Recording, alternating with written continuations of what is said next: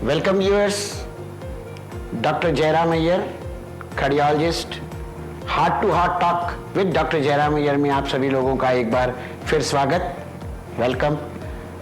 पिछली बार आपसे बातचीत हुई थी हार्ट डिजीज़ के बारे में, जो कि हमारे यहाँ बहुत ज़्यादा फैला हुआ है। देखिए, सबसे पहली बात तो ये कि हार्ट अटैक जो टिपिकल एक परसेप्शन है दिमाग में हम सभी लोगों के कि हार्ट अटैक होता है, हृदयाघात होता है, तो कैसा होता है। तो हम सभी लोगों को फिल्मों की बहुत आदत है। तो जो फिल्मों में होता है कि हीरो की पिताजी या हीरोइन के पिताजी बूढ़े एकदम से उन्होंने यहाँ पे हाथ रखा और उसके बाद लुढ़क गए, ऐसा फिल्मी सीन हमारे दिन प्रतिदिन की लाइफ में नहीं होता है, या होता भी है तो बहुत कम होता है। ये जो सडन डेथ्स होती हैं इस तरह की मिनटों में, ये होती हैं, कोई शक नहीं।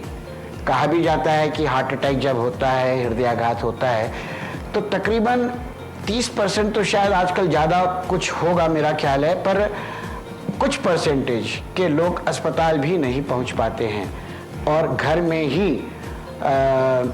उनकी अचानक मौत हो जाती है, जिसको हम सडन कार्डियक डेथ बोलते हैं। या कुछ लोग अस्पताल जाते जाते उनका देहांत हो जाता है। ऐसे ही कुछ जो चीज़ें होती हैं, यदि मरीजों का डिस्क्रिप्शन लिया जाए तो बताते हैं, जो मरीज बताते हैं वो ऐसा होता है कि सीने में जकड़न, सीने में भारीपन, सीने में जलन, असहनीय।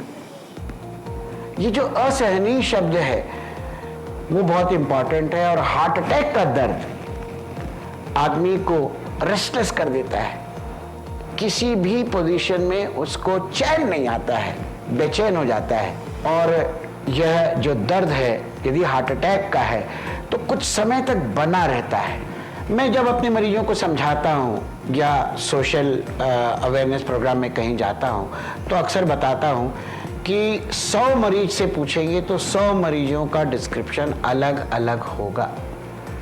इसीलिए यहाँ पे थोड़ा सा कंफ्यूजन होता है कि हमारे यहाँ अक्सर जब ऐसी कुछ वेदना होती है, तकलीफ होती है, तो हमारा एकदम से दिमाग गैस पे चला जाता है। और मैं साथियों आप लोगों से ये चीज़ शेयर करना चाहता हूँ कि मेरे एक्सपीरियंस में, मेरे अनुभव में मैंने देखा है कि तकरीबन 60 से 70% या इवन ज़्यादा जो मरीज होते हैं उनका पहला जो रिएक्शन होता है, या उनके साथ वालों का जो पहला रिएक्शन होता है, वो यही होता है कि सर गैस चढ़ गई थी, सर गैस्ट्रिक हो गया था। ऐसा ही डिस्क्रिप्शन मिलता है। और इस वजह से बहुत समय ऐसा भी देखा गया है कि हम तक पहुंचने में मरीजों को देर होती है। और ये जो देरी है दोस्तों, ये बहुत महत्वपूर्ण है, क्योंकि एक अंग्रेजी में हमारे यहाँ जो हमारी मेडिकल की किताबों में जो लिखा है उसमें लिखा हुआ है कि टाइम इज मायोकार्डियम। मायोकार्डियम मतलब हार्ट का मास। तो हम जितना डिले करते जाते हैं ये मसल मास यानी कि मायोकार्डियम उतना मरता चला जाता है। एक बहुत इंपॉर्टेंट चीज़ आपसे मैं शेयर करूं, शायद आप लोगों को अच्छा लगेगा, कि हमारा जो हार्ट है वो तकरीबन 40 से 45 मिनट तक खून की कमी को झेल सकता है। उसके बाद जो हार्ट का जो मायोकार्डियम है वो परमानेंटली डैमेज होने लगता है, यानी मरने लगता है। इसका एक दूसरा पहलू मैं आपको और बताऊं कि ब्रेन जो है, हमारा दिमाग, वो सिर्फ 7 मिनट के खून की सप्लाई में बाधा को सहन कर सकता है। इसलिए कहते हैं कि जब हार्ट बंद होता है तो हार्ट भले ही 40 मिनट तक सहन कर लेता है, परंतु ब्रेन सिर्फ 7 मिनट तक। और ये सडन जो डेथ का कारण है वो यही है। मोस्टली ये होता है कि हार्ट बंद होता है या हार्ट फड़फड़ाने लगता है, धड़कने की जगह फड़फड़ाता है, यानी वो इफेक्टिवली कॉन्ट्रैक्ट नहीं कर रहा है। इस फड़फड़ाने के समय में ब्रेन को जो सप्लाई है खून की वो निल है या मिनिमल है। तो इस समय जो ब्रेन को डैमेज होता है वो 7 मिनट में उस ब्रेन का परमानेंट डैमेज हो जाता है। इन 7 मिनटों में किसी ने मसाज करके, या सीपीआर बोलते हैं जिसको, सीपीआर दे करके यदि मरीज को बचा लिया गया तो वो फिर बच जाता है। ऐसे हमारे साथ बहुत कई बार हुए हैं, हम जिंदगी में तो बहुत कई बार हुए हैं। अभी इस अस्पताल में भी, हमारे अय्यर हेल्थ केयर में भी अभी कुछ दिन पहले ही ऐसा ही एक वाकया हुआ था, कोरोना के काल में ही इनफैक्ट, जिसको मैंने शायद डिफरेंट सोशल मीडिया में भी शेयर किया था। हैदराबाद से एक सुल्तान नवाज के नाम के व्यक्ति थे जो यहाँ पर अकेले ही ट्रक चलाते हुए सामान डिलीवरी करने आए थे, और उनको जब इस तरह की तकलीफ हुई तो हमारे अस्पताल के सामने ही उन्होंने देखा हमारे अस्पताल को, बगल में ही ट्रक खड़ा किया और इमरजेंसी में आके कोलैप्स हो गए।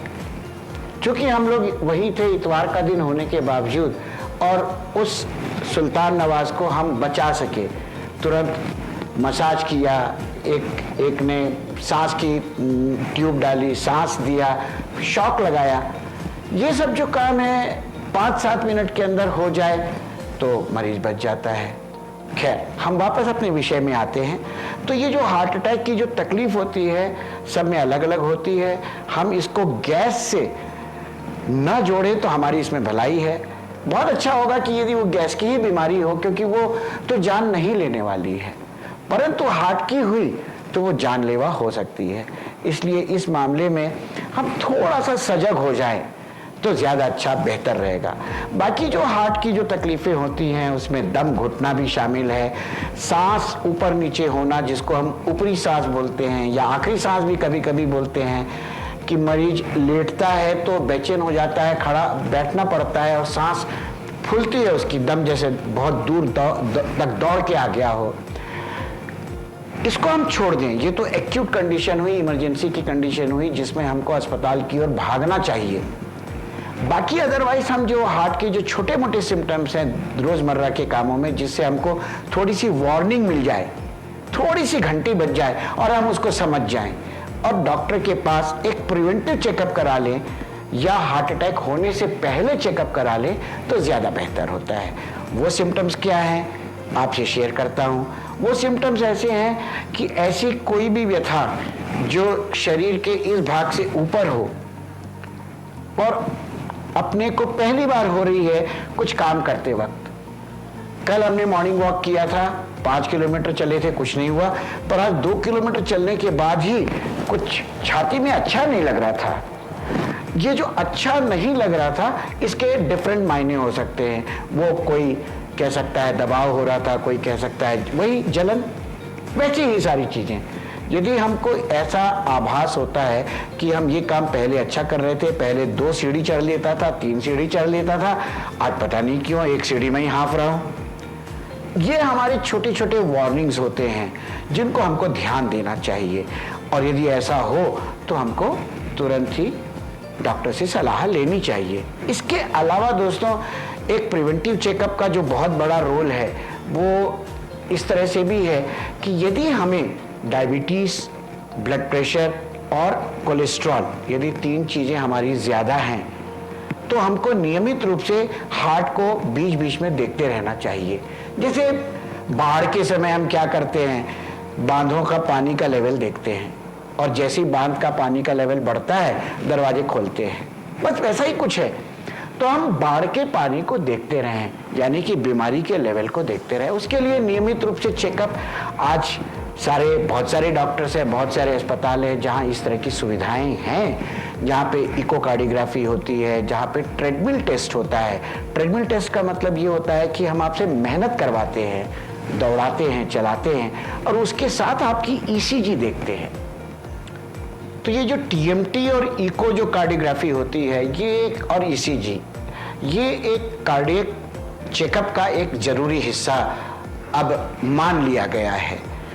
और इस रूटीन चेकअप में हम हार्ट के अंदरूनी हिस्से को तो देखते ही हैं, वाल्व को देखते हैं, वाल्व कैसे काम कर रहे हैं, हार्ट का पावर कैसा है ये देखते हैं। कभी कभी किसी लोगों का हार्ट फैला हुआ होता है तो उनको पहले से आगाह करते हैं कि आपका हार्ट थोड़ा फैला हुआ है, थोड़ा 60% काम करना चाहिए, आपका हार्ट 50% काम कर रहा है, थोड़ा सावधानी रखिए, थोड़ा नमक कम खाइए, थोड़ा दवाएं खाइए, थोड़ा ब्लड प्रेशर और डायबिटीज़ पे ज़्यादा ध्यान दीजिए, वज़न कम करिए, कोलेस्ट्रॉल से जो चीज़ें होती हैं, जो वसा रहित चीज़ें खाइए, वगैरह वगैरह। ये सब प्रिवेंटिव एडवाइसेस हैं जो आपको हृदयाघात के पहले मिल जाएंगी और आप उसका पालन कर पाएंगे, बचे रहेंगे।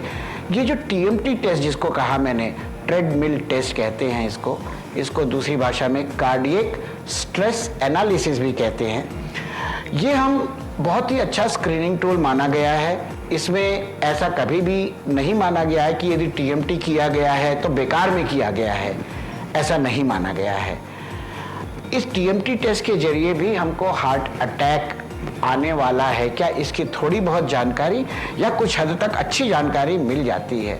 और यदि किसी व्यक्ति का ये जो TMT टेस्ट है पॉजिटिव है, पॉजिटिव का मतलब आप अच्छे में मत लीजिए, पॉजिटिव का मतलब खराब है, तो ये जो पॉजिटिव टेस्ट है तो इसको भी हम ग्रेडिंग करते हैं, कितना पॉजिटिव है।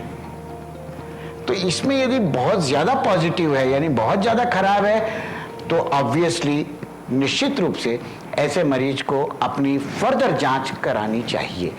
तो उस हिसाब से हमको हार्ट अटैक आने से पहले जानकारी मिल जाती है। TMT टेस्ट का उपयोग हम बाईपास के बाद भी करते हैं, बाईपास सर्जरी होती है या एंजियोप्लास्टी होती है, तो वो बाईपास और एंजियोप्लास्टी कैसा काम कर रही है इसको भी जानने में ये हम TMT टेस्ट बहुत मदद करता है। तो साथियों, ये जो टेस्ट हमारे पास जो अवेलेबल हैं इस वक्त, इसका आप लोग समुचित लाभ उठाएं। और ऐसे ही मेरी आपसे विनंती है, डायबिटीज और हाइपरटेंशन के मरीज खास तौर पे या जिनकी फैमिली हिस्ट्री है वो प्रिवेंटिव चेकअप जरूर करवाते रहें। चलिए, एक बार आपका टेस्ट अच्छा आ गया TMT, बहुत अच्छी बात है, इको नॉर्मल आ गया, तो 2-3 साल के लिए आप भूल जाए, आप 2-3 साल बाद फिर करवा लें, फिर एक सर्टिफिकेट ले लें, yes you are doing good, you are good, आपको हार्ट अटैक आने की संभावना कम है। ये आपको एक आत्मविश्वास भी देगा। तो दोस्तों, अपना आत्मविश्वास बढ़ाइए, समय रहते चेकअप करवाइए और अपने डायबिटीज ब्लड प्रेशर का ध्यान रखिए, अपने वजन का ध्यान रखिए। चलिए, अगली मुलाकात कुछ दिनों बाद। आप सभी लोगों का बहुत बहुत धन्यवाद। नमस्कार।